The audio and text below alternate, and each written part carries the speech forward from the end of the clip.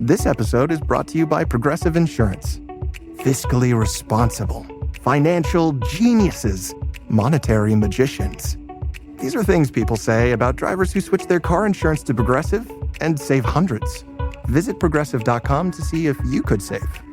Progressive Casualty Insurance Company and Affiliates. Potential savings will vary, not available in all states or situations.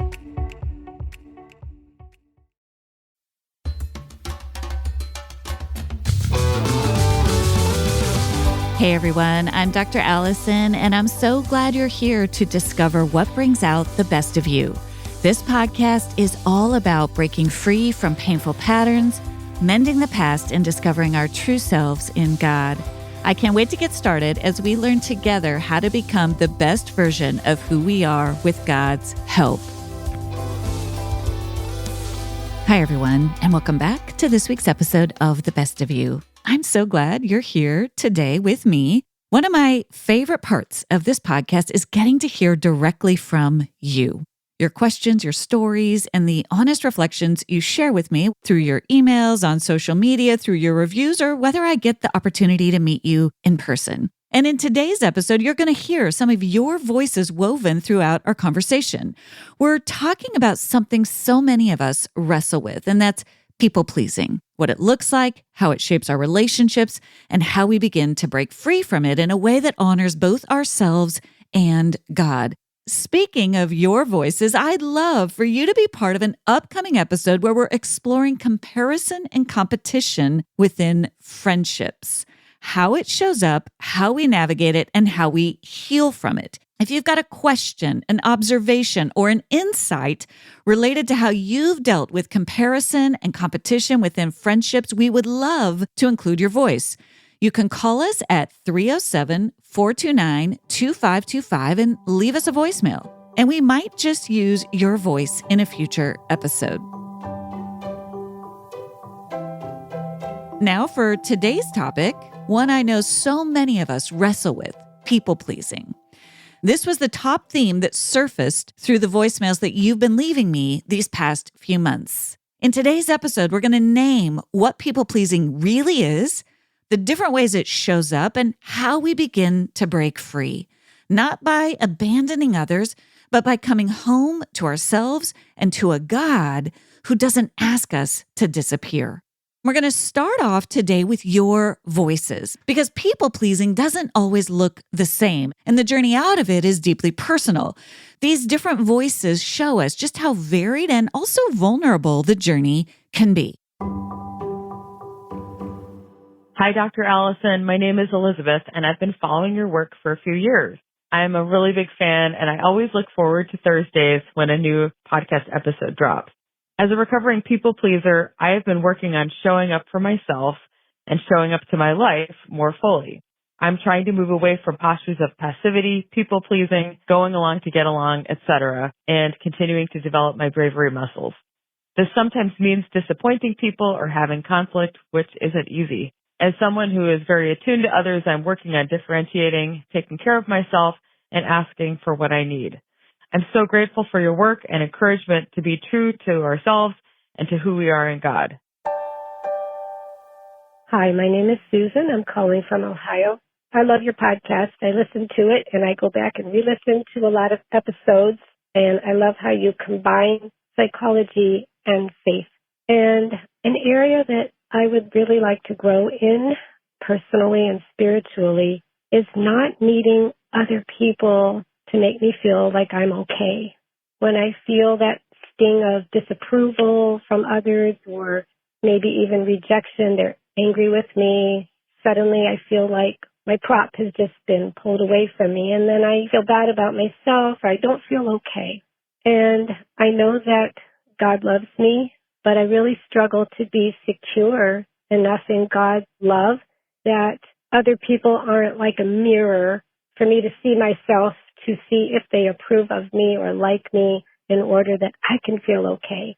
I want to be more secure in God's love so I can forget about myself and just have that freedom in relationships to interact with other people and to be focused on them and not always worried, am I okay? And if I'm alone and I maybe don't have the support of others, am I still okay?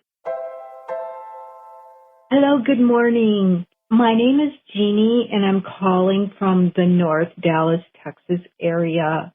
I feel like I've been growing in many aspects of my life through various things such as meditation practices, centering prayer, shadow work, parts work, understanding some of my core wounds and defenses, becoming alcohol-free, making healthy choices, and incorporating changes from insightful podcasts, and a growing relationship with Christ. So where I continue to struggle is building and maintaining relationships. I just feel happier living a life of solitude, though I know relationships are important. Doing the inner work has taken a lot, and when I go into relationships, I don't feel the value of them. They feel shallow and make me want to hide from all the work I've done. I would like to grow in those deeper relationships of authenticity, and I don't feel like I can do that in some of my current close friendships. Hi, Dr. Allison. This is Bree, and I am calling from Philadelphia. I'm so grateful for your work. You have been an integral part of my faith journey, and honestly, God has used you tremendously in my life. So I just want to say thank you. Where I would like to grow is mainly in my spiritual life. I used to be very linear when it came to growth, where I would only focus on spiritual, and I would neglect any type of physical strength or emotional or mental strength. Learning from you and others, I have balanced that out some, but something that's been difficult is understanding how to incorporate my faith in this new understanding of my mental health and how that matters and how it's important to not neglect things like rest and making sure that I am prioritizing myself when in the past I would neglect myself. And so now that I'm choosing myself more, sometimes things that have felt helpful for me are not as helpful, such as certain spiritual practices like sitting down, reading my Bible, going to church, listening to Christian music. I almost have started to have like a stress response to those things because for so long I just allowed myself to only let those things be helpful. And now I'm finding that other things are helpful, like grounding exercises and listening to my needs and saying no. And so it's kind of been a little disorienting in this season of my spiritual life because I don't know how to relate to God now. And I know you talked about this quite a bit. However, I feel this disconnect with trying to relate to God in this new season and this new understanding of me choosing me. Did you notice the different faces of people-pleasing? Jeannie, you've done some deep inner work, but you're now struggling to connect in relationships that feel shallow, and that makes sense. Elizabeth, you're learning how to show up bravely, even when it means you have to disappoint others. Susan, you're longing to feel secure in God's love instead of relying on others' approval to feel okay. And Bree, you're learning to say no more often to choose yourself, and it's reshaping how you experience God. All of this makes sense. And underneath it all, do you hear the longing in each one of these voices, in all of our voices, the longing for freedom, for real connection, and for clarity and a deep sense of who we really are in God's love? If you've been here a while, you know how much I care about rest. Not just sleep, but true, deep restoration. That's why I love our Birch mattress. It's not only incredibly comfortable, but it's made with organic, non-toxic materials that help me sleep easy. Birch mattresses are crafted with natural latex, organic cotton, and ethically sourced wool, so they're breathable, hypoallergenic, and free from harmful off-gassing. I love knowing I'm not only getting the deep rest I need, but it's on something that's safe for me and my family and kind to the planet too. Shipping is fast and free, setup is so simple, and you get a 100-night risk-free trial to make sure it's right for you. Plus, Birch backs every mattress with a 25-year warranty. I want all my listeners to enjoy a deep, restful night's sleep with a new mattress from Birch. Go to birchliving.com/bestofyou for 27% off site-wide, exclusive for listeners of The Best of You. That's birchliving.com/bestofyou and get 27% off site-wide. birchliving.com/bestofyou. At this point in my life, I'm less interested in surface answers and more drawn to scripture that speaks to both the heart and the mind. And that's why I've been spending time with the new NIV Application Bible from Zondervan. It's not just another study Bible. It's an experience that helps you truly understand what scripture meant in its original context and what it can mean for your life today. The original meaning notes provides clarity around each passage, while the application notes help connect those teachings to the real, everyday moments we're walking through now. Each book begins with a thoughtful introduction, and there are questions for growth woven throughout, inviting deeper reflection, not just information, but transformation. I've also appreciated the Character of God articles, which give rich insight into who God is across all of Scripture. If you're looking for a Bible that helps you really live the Scriptures, not just read it, this is a beautiful resource to explore. Learn more at nivapplicationbible.com. That's nivapplicationbible.com. What is people-pleasing? I want to start with the definition because people-pleasing isn't the same thing as being kind, compassionate, or generous. Those are beautiful qualities that are often lying underneath our people-pleasing tendencies, but those qualities are rooted in deep love and genuine care for the other person. People-pleasing, on the other hand, is something different.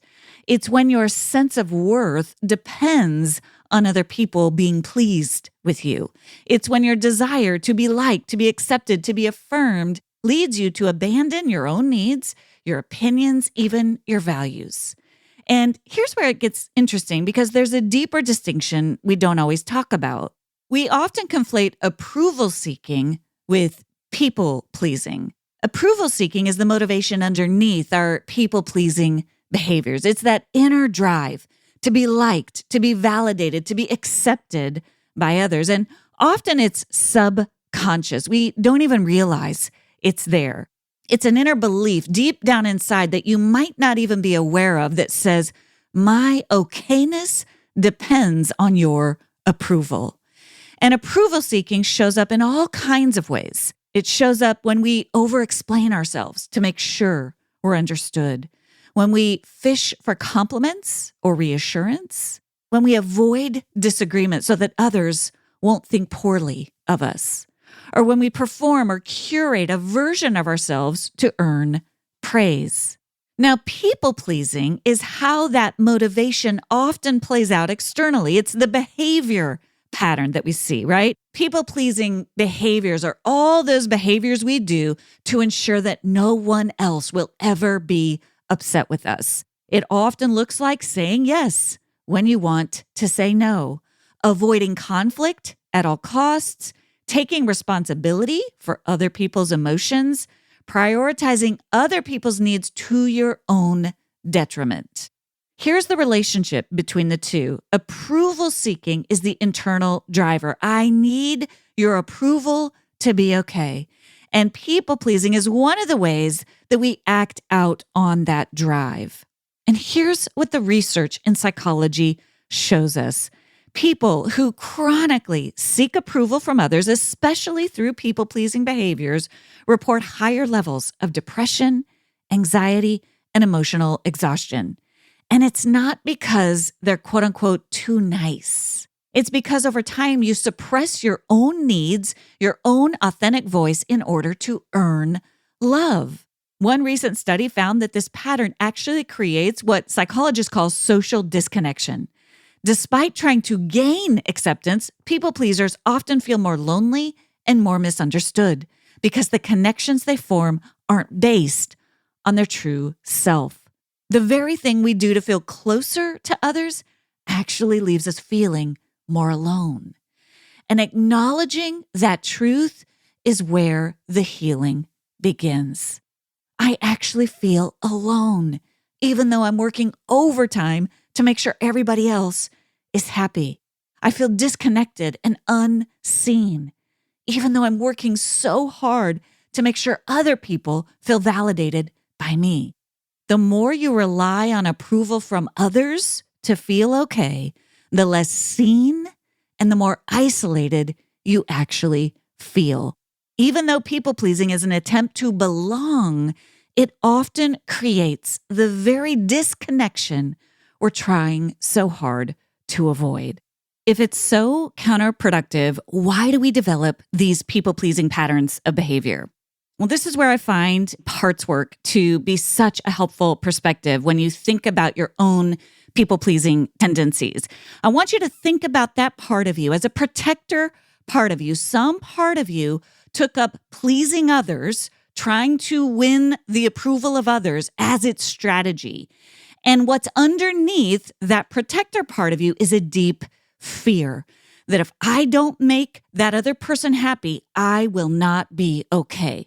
My life depends on their happiness. My okayness depends on their approval of me.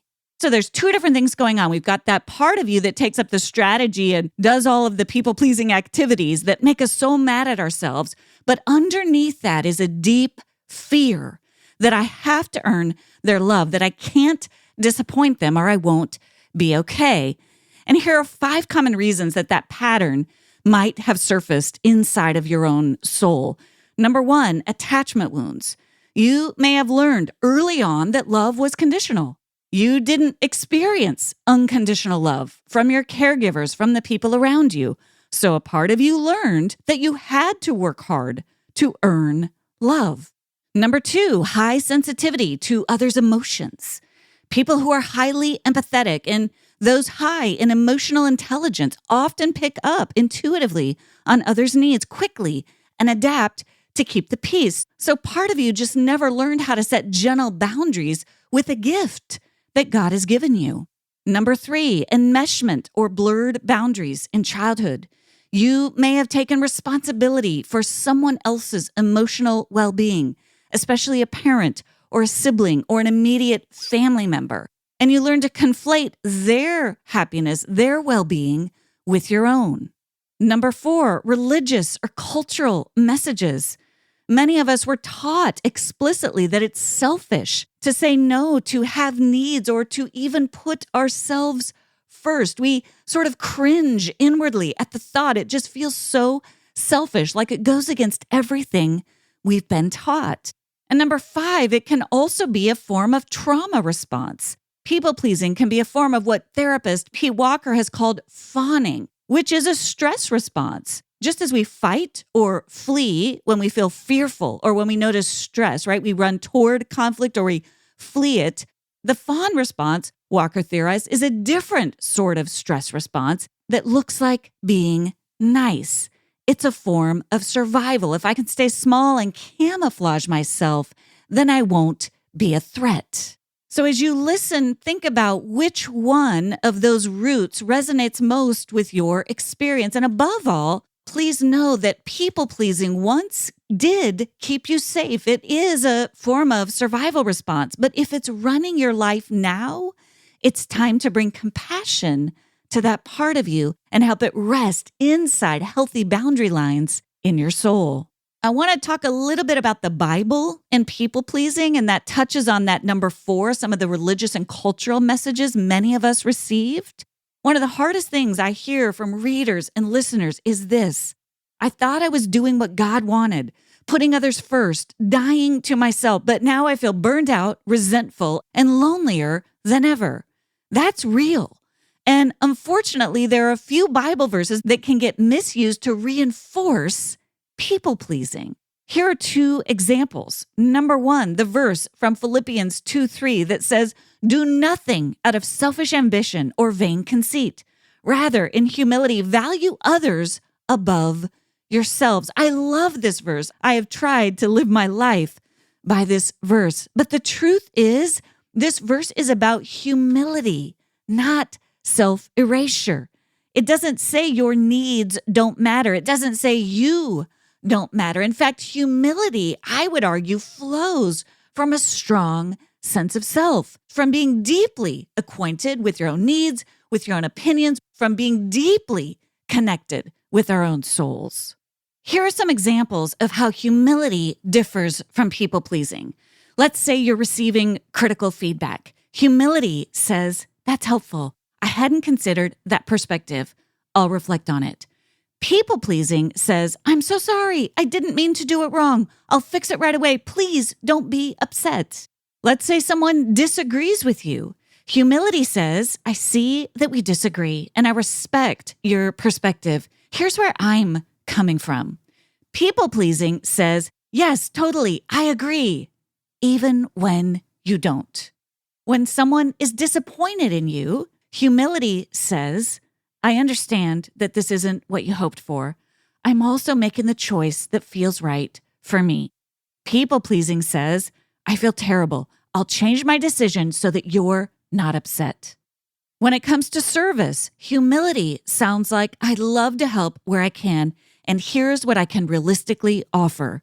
People-pleasing sounds like whatever you need, anything, just let me know. And then you feel resentful or depleted when you give more than you actually have. When someone asks you to do something you don't have capacity for, humility says, I really value what you're doing, but I need to say no right now so that I can honor my other commitments. People-pleasing says, sure, I can do it, anything, even though you're overwhelmed. Do you see the distinction? Humility honors the other person. It honors their perspective without erasing yourself. The other verse that I talk about at length in my book, The Best of You, is Matthew 16:24. Jesus says, deny yourself, take up your cross, and follow me. And this one is a big one for me because I do believe in self-denial as a spiritual practice, but it gets so misconstrued, especially for women and especially for people who are inherently empathetic and especially for people who are carrying attachment wounds and trauma from childhood. Jesus isn't saying never have an opinion. He's inviting us to surrender false identities, not our God-given voice or our inherent dignity. And listen, sometimes our false identities that he's asking us to deny is the part of us working overtime to please others.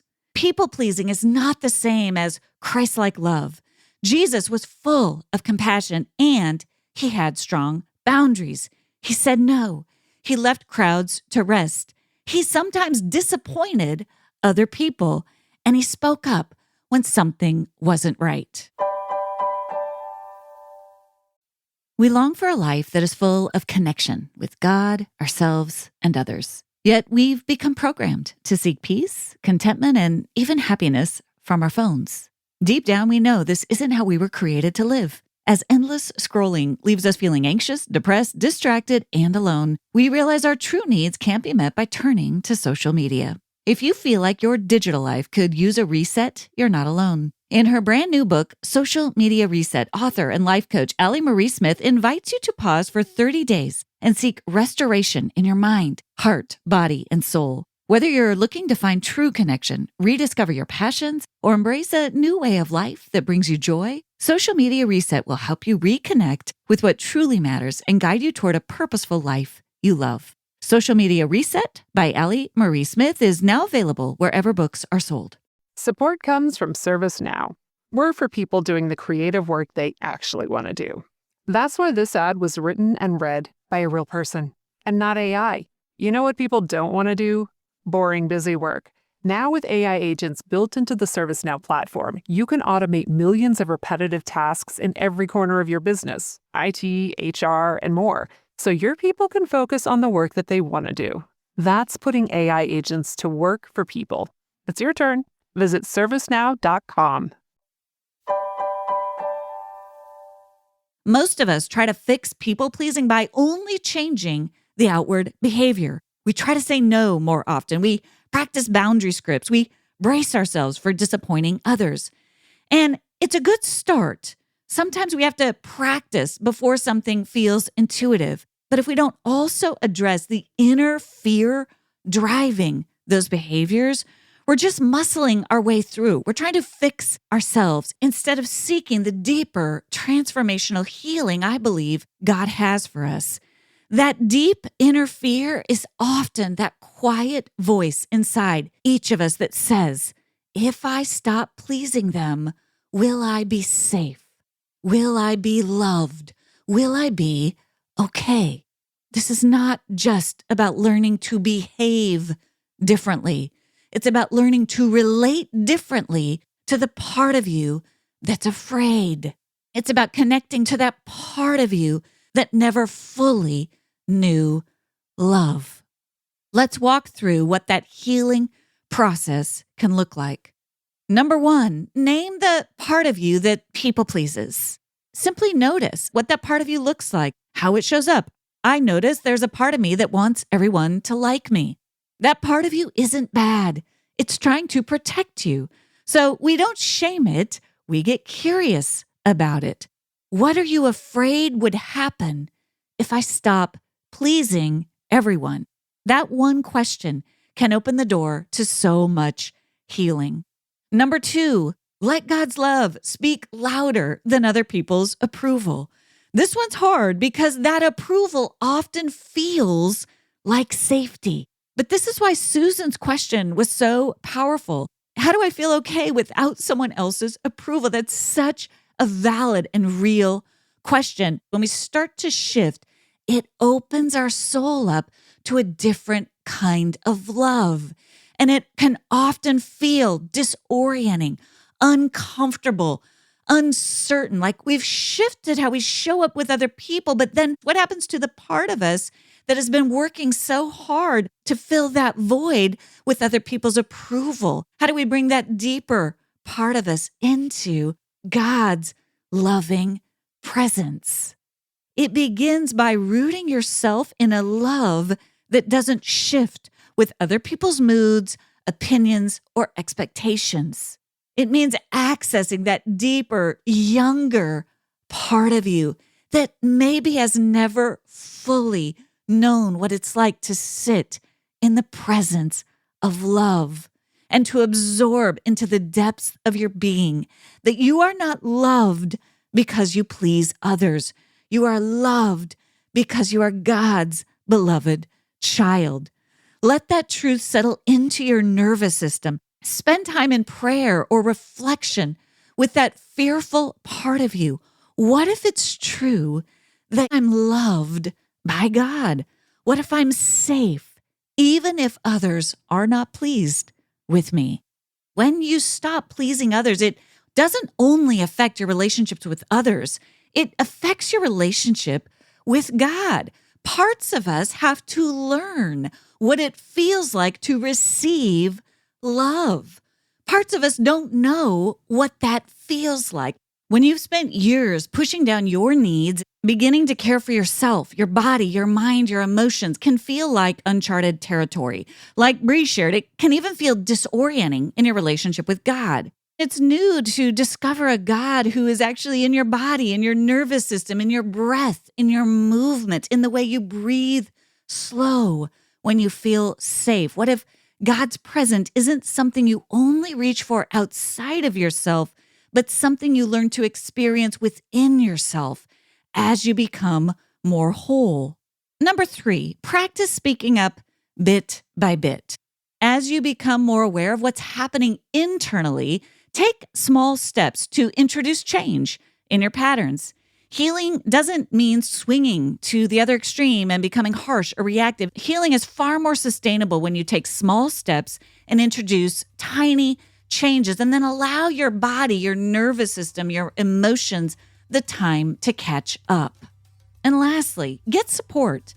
People-pleasing patterns often run deep. They're often rooted in early experiences and deeply embedded cultural messages and spiritual beliefs. You don't have to untangle this alone.